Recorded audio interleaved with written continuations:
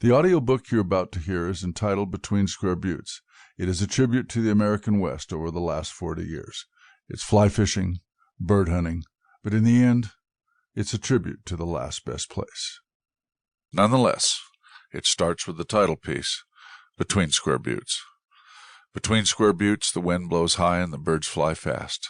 The dogs run big, and the hunting won't last, so now's the time to capture the past, in an articulated moment moving fast. The isolated grandeur between the buttes is steeped in the tradition of the real West, of Charlie Russell and 1,000 countless cowboys who slept and died here, of powerful families who made an alliance with this land, and 1,000 others who could not forge a future, whose broken dreams are seen in abandoned homesteads and ramshackle outbuildings, reflections of what might have been. But the birds are here, tucked in the out-of-the-way pockets that lie under the wind, protected from the predators by wild roses, buckbrush, and miles of CRP. An endless prairie stretches to the east, waving grass that beckons and calls, but is unforgiving in the end. A mistake here and the covey can die. The foxes, coyotes, badgers, hawks, owls, raccoons, skunks, and men are waiting to take their share of the last of the best places, faces of predation lurking just outside the urban areas. And never fear, the guides and outfitters are here, money changers of different temples who sell their wares to the unforgiven and call them clients from other parts of America, already dying from the abuse of an urban society. How strange that the last best place can carry the face of a harlot and not know that the essence of God is seen in the character of this land.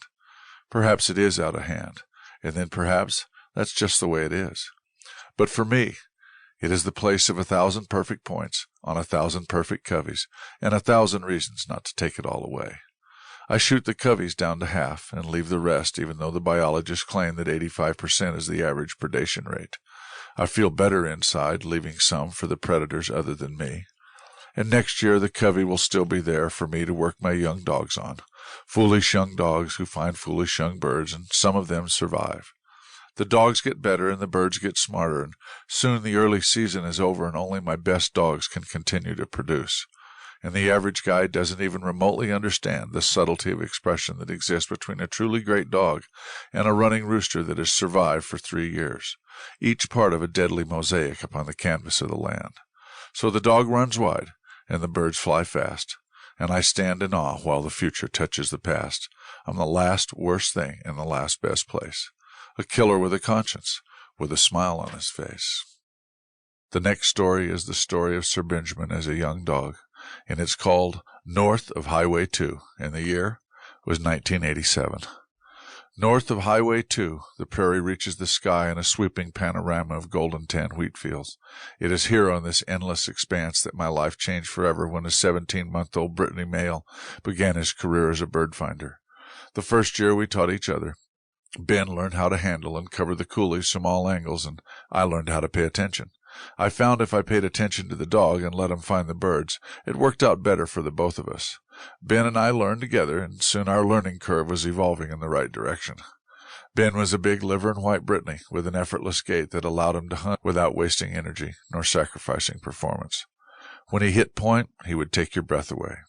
As a natural bird dog, without the trappings of man-made impositions on his will, he stood near the best. I know because he performed perfectly in spite of my lack of knowledge about dogs at the time, and now, as a serious dog and top trial performer, he was no better than he was his first year. He just adapts to change quicker. Late in his first year, towards the end of day, as darkness crept in from the west, we were hunting a creek bottom for pheasant in the last few minutes of light. My son and I were working south towards a bend in the creek when I heard Ben stop moving. I hurried up my pace to get to the point, but for the life of me, I couldn't locate the dog.